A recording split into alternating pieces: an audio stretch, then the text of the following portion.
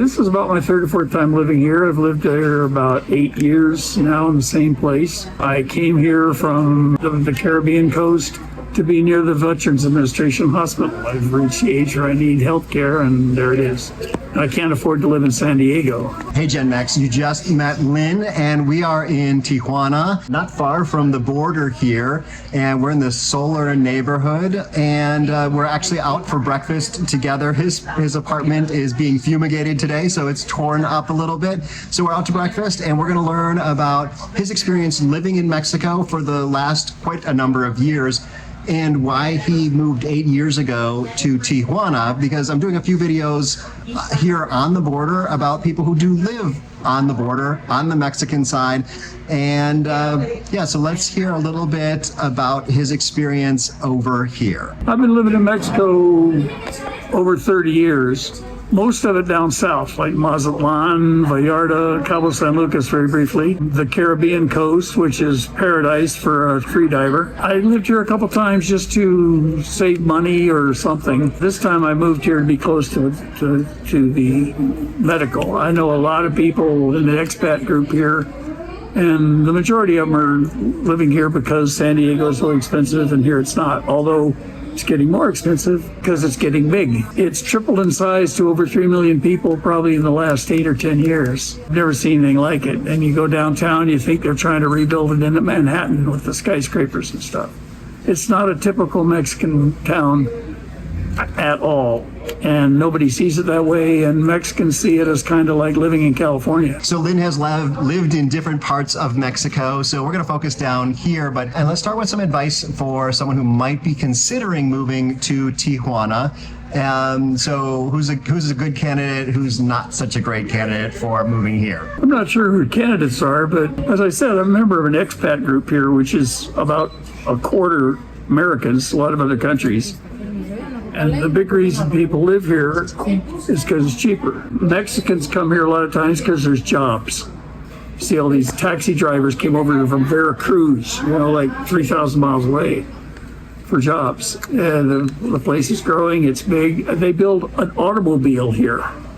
It's an industrial center right at the edge of the country. It's a weird place. If somebody wanted to live near the border, I would suggest they come take a look at Tijuana, go down and take a look at Rosarito, which is kind of a Gringo ghetto. I hate it. Ensenada, which is a very nice place, about an hour and a half, 2 hours south of the border.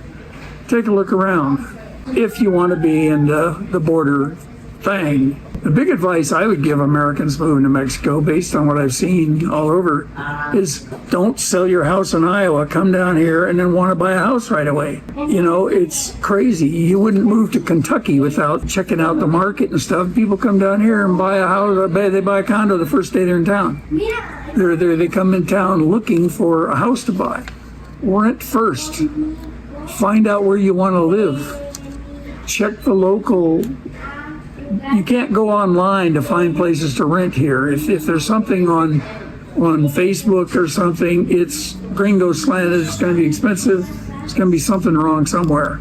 The locals know where they want to go. They move around that neighborhood. People have for sale signs, in venta on their house. You call up the number and talk to them.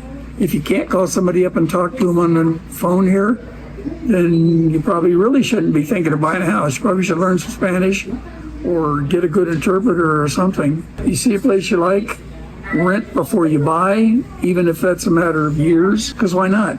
It's cheaper. Look around in the areas you decided would be a good place to look. So we are going to talk about how much Lynn pays for his rent. He's getting a great deal, but there's lots of people who get great deals.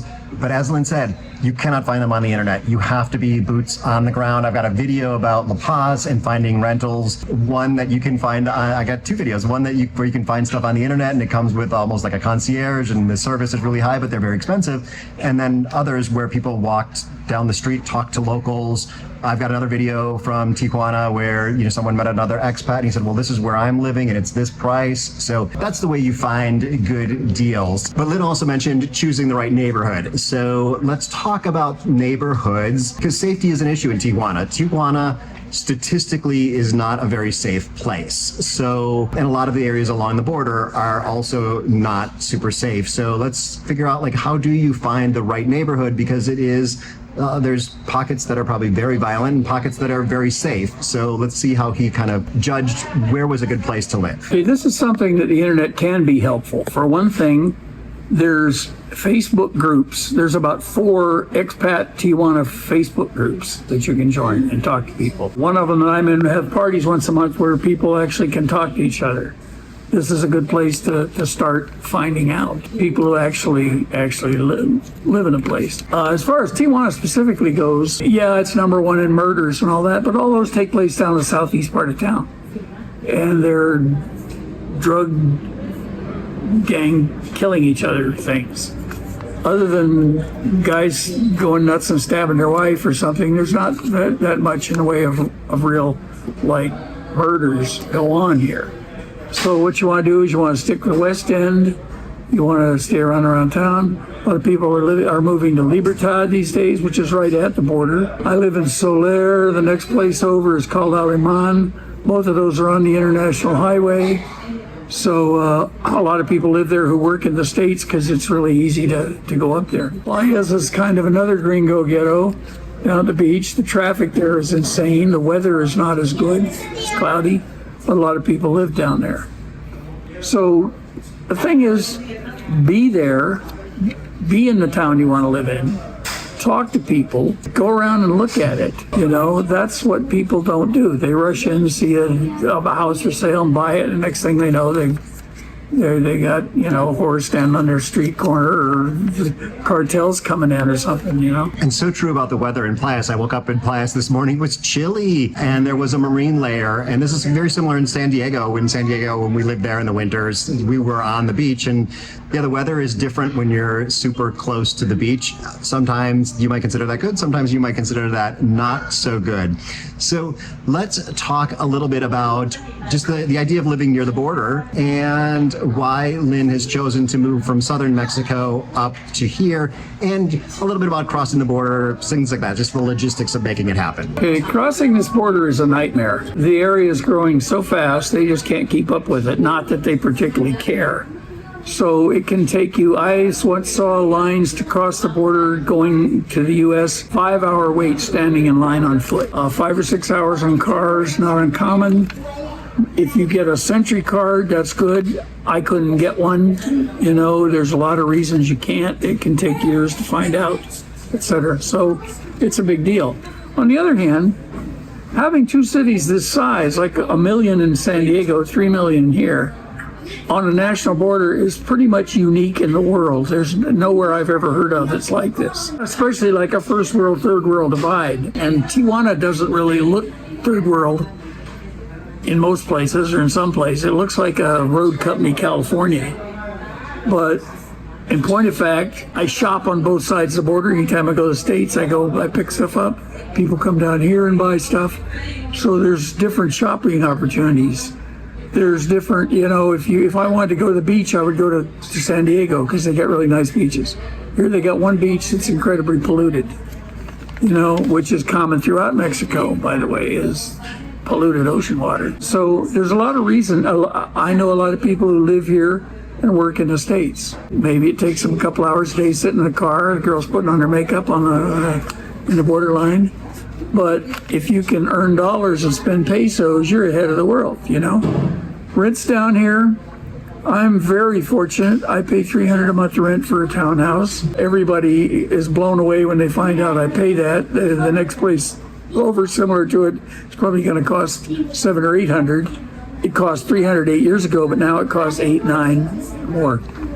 In La Playas, in 8 years, I've watched rents go from like $200 on the beach to like $1,900, same place, you know. It's just insane. However, still way cheaper than San Diego, which is one of the most expensive cities in the country, according to whatever you want to believe on the internet. So there's 2 members of my expat group who worked here and lived here and worked over there, recently moved back to the States, doubling their rent just to not spend so much time sitting in their car waiting to cross, going both ways. Traffic in Tijuana is a nightmare. The last two party events I went to, everybody was an hour and a half late just because of traffic. Some places like trying to come across the border and drive down to Playas or driving out of Playas is insane. You're stupid to own a car here. I take a taxi from here like about a couple of 6-7 miles down to the border for like under $10. Taking taxi from the border downtown is like maybe $4. There are route taxis, they call them, that run like bus routes all over town. They're like vans. They charge less than $1. One of them goes from here all the way out to the dam. That's probably 20 miles for $1.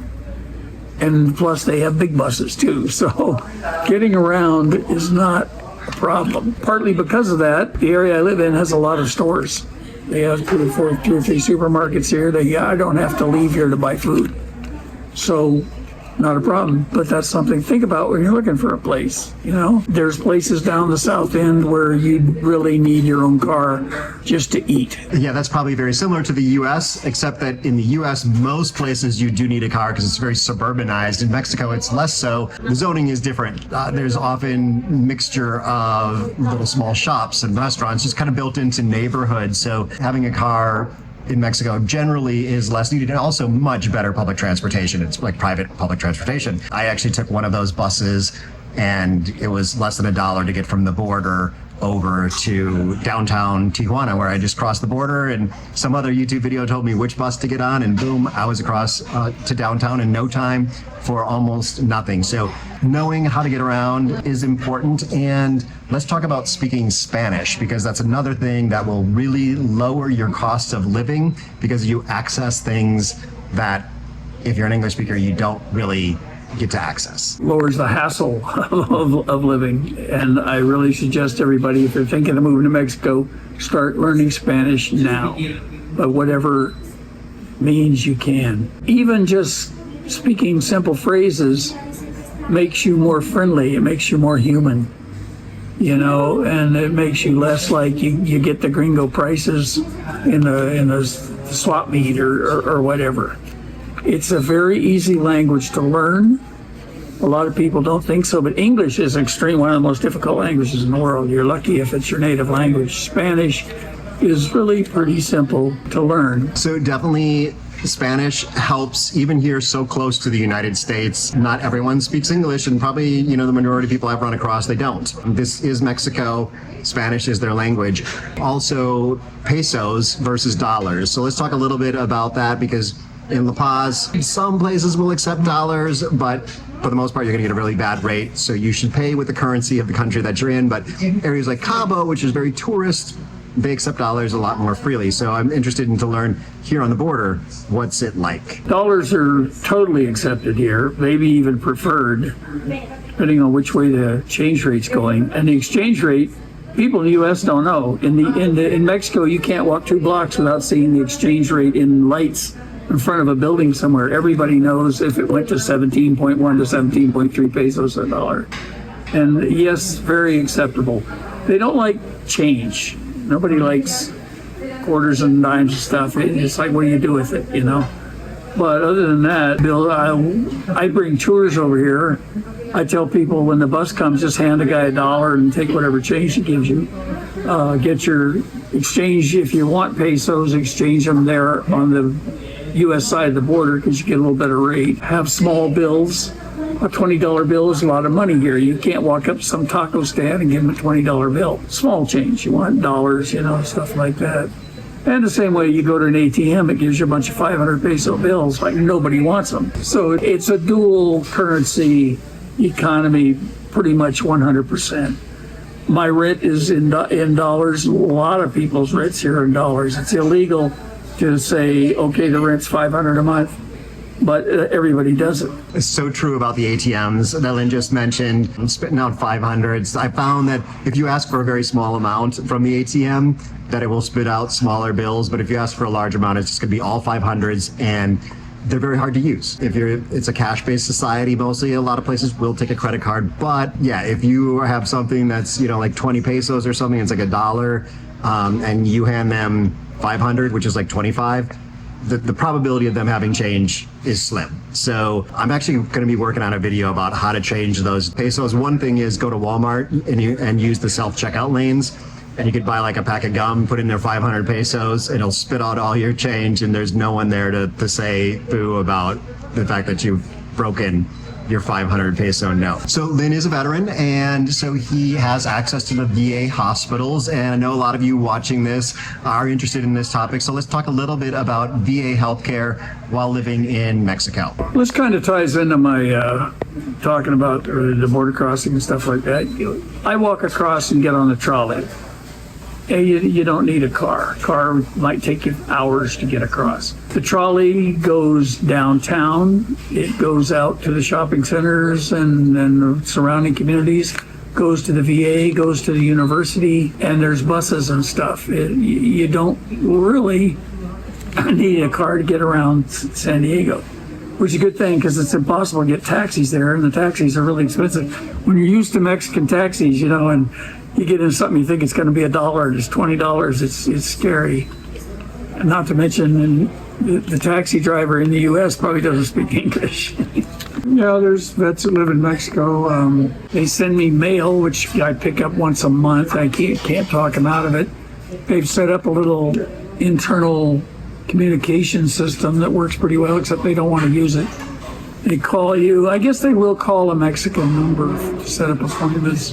Anything I would say about going over for the VA hospital would apply to people who have other hospitalizations. In fact, I've gone to Sharp for X-ray treatment, and you just cross and go over there. It's not like they even know where you're coming from. So let's talk about culture. Is this a place with U.S. culture, with Mexican culture? Yeah, where things are very much influenced on the border by being on the border. The cultural impact of coming to Tijuana is very different from real Mexico. You look at kids here, they're all walking around wearing black with backwards hats, listening to American music, probably playing the Doors and Creedence, which American kids don't even play anymore. Just the whole setup. When I'm looking out the window here, what I'm seeing is identical to a shopping mall in the United States. And that's very typical. And out of where they're building out toward the east, it's even more that way. They're building big boulevards, two big recently constructed shopping centers that are completely like LA or anywhere else. But just the way people are and the way people talk. So our food just arrived. So we're going to have breakfast here, and you can watch another video up here. I've got more videos from Tijuana if they're ready, more videos from around Mexico, other folks who are making it happen, like Lynn, like me, and soon like you. Hasta luego.